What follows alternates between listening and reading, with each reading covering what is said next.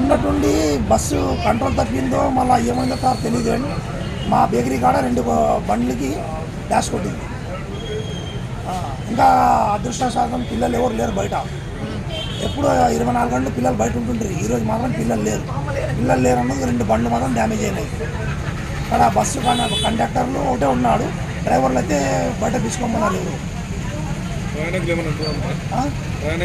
బస్సులో ఎవరైనా ఉంటారా? ఎవరు లేకుంటారు. అది మళ్ళీ ఎక్కడ పోయినాడో డ్రైవర్ ఏం తెలీదు.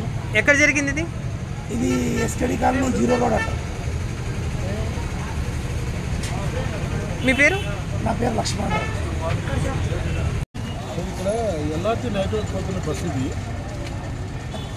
పోతున్న బస్సుకు స్టీరింగ్ వెనక జాయింట్ బాల్ జాయింట్ కట్ అయిపోయి బండి సైడ్కి పోయింది సార్.